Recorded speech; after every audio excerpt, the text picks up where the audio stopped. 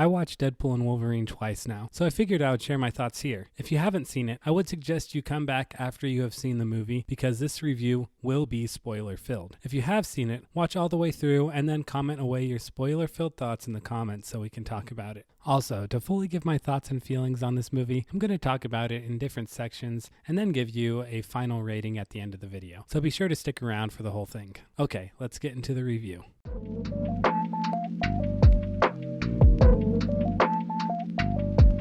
You know, for a while there, I was still in doubt this movie was actually happening. I really didn't believe it until I was in the theater and the movie started playing. The whole prospect of Deadpool joining the MCU seemed so strange and out of the question for so many years. Even without the joining the MCU hurdle, the road it took to get an actual comic-accurate Deadpool movie at all was a wild ride, all the way up until the release of the original movie in 2016. You would think with a character that people have loved for so long, it would have been easier to get him on the screen. If you haven't looked into the history of getting the Deadpool movie made, you need to look it up. It's a great story. But after Deadpool finally got on the big screen, they turned another one out in 2 years, and it made even more money than the first one. So you would think that the third one would come out just as fast, right? Well, the Fox merger happened in 2019, and now 6 years later, it is finally here.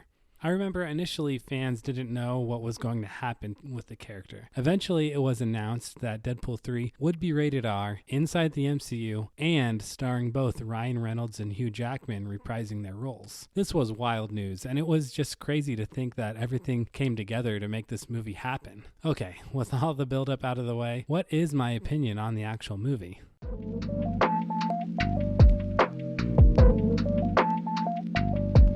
To be honest, this movie does not thrive in the story department. The story exists only to kind of justify the cameos and jokes.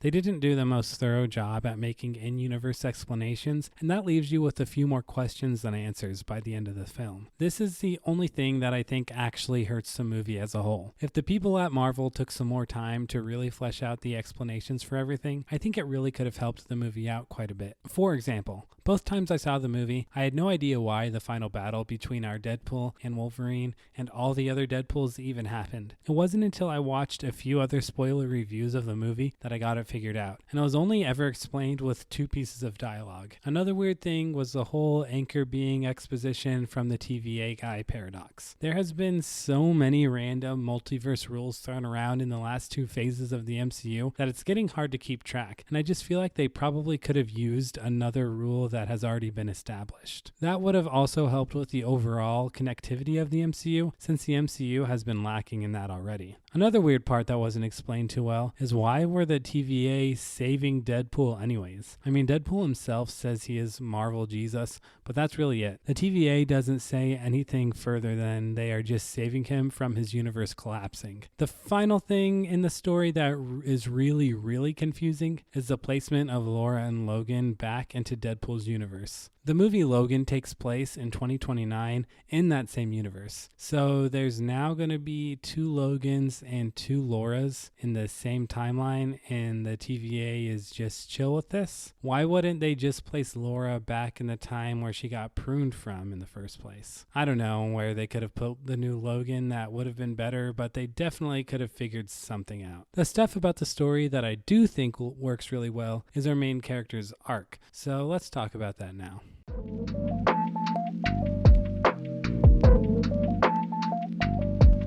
Our 2 main characters, Deadpool and Wolverine, both have pretty good arcs throughout the movie. We see that Deadpool wants to be an Avenger and he gets denied. So him and Vanessa break up because he isn't doing anything meaningful and lacks purpose. Logan is from a universe where he is the reason his X-Men died. Both Deadpool and Wolverine are in bad places when the movie starts, and the contrast of how each character is handling it is very entertaining. Deadpool is just constantly making jokes, and Logan's masked depression with anger are great counterparts. Throughout the movie, their relationship is consistent and their individual characterizations stay consistent as well. I never really doubted where they each were emotionally. When Logan goes on his angry rant, you can really tell it hurt Deadpool. But then at other parts of the movie, Logan makes other comments that are very funny, but they're funny because he's a straight man in the friendship. And of course, Deadpool is funny with irreverence and the fourth wall breaking. Both of their arcs end nicely in the end when they are both willing to give up their lives for the universe. More about the characters themselves, the fourth wall breaking from Deadpool is really great. I will say I wasn't ever super shocked by any of the fourth wall breaks. I hear a lot of people talking about how they can't believe Disney let some of the jokes slide, but at the end of the day, we are the ones paying Disney for the tickets. Just because Disney let them use the jokes doesn't mean anything monumental is going to change. I'm not saying the jokes aren't good at all, it just isn't this big shocking thing like everyone is making it out to be. The other characters in this movie aren't anything to write home about. Sandra Nova is just evil to be evil. Paradox has a fun screen presence, but that's about it. And then there's Peter from Deadpool 2. He's pretty cool, I can't lie. The rest of the characters don't have much to do with the actual story, and I would classify them as cameos, which is what we're going to be talking about next.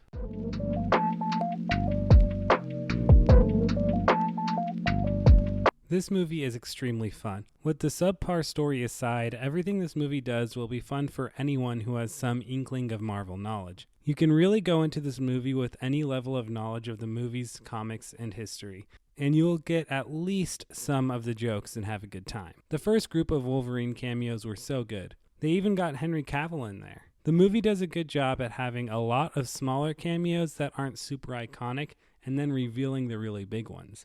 The first really big one would be Chris Evans as Johnny Storm. This was super exciting because I really didn't expect it until I heard Chris Evans' voice. Even though he played Captain America, come on, we knew it wasn't going to be a Captain America cameo.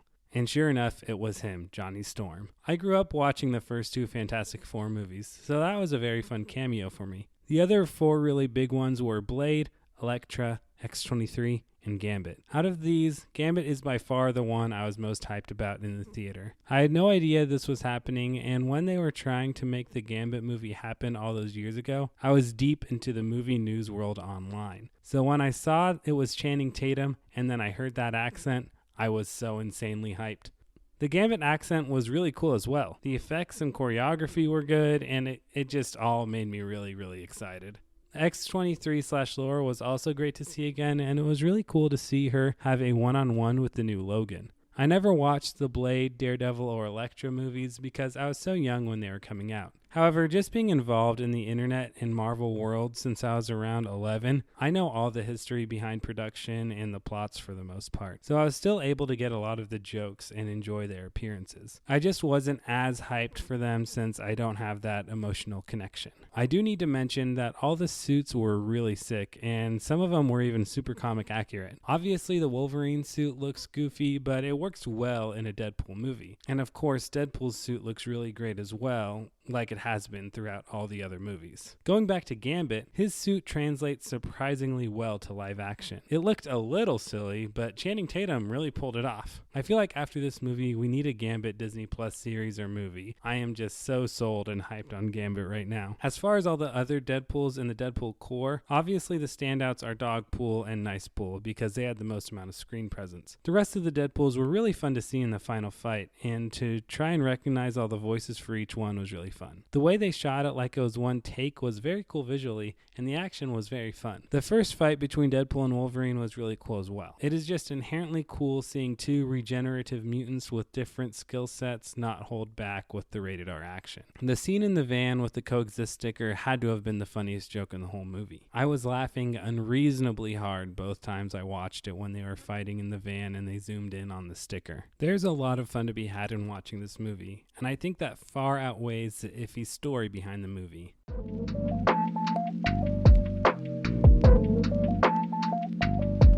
The backbone of the movie is the Deadpool style, not the story. And the nature of the Deadpool style can carry a movie unlike other movies with iffy stories. I think I have to give this an 8.25 perfectly executed Cajun accents out of 10. With a better story that was more cohesive and had stricter rules, I think it could have been a 10 out of 10, but I'm not complaining. I really enjoyed what we got here. Thank you all for making it to the end of the video. And like I said earlier, feel free to comment away your spoiler-filled comments. I would love to join you down there to discuss the movie. Thanks for watching, and see you next time.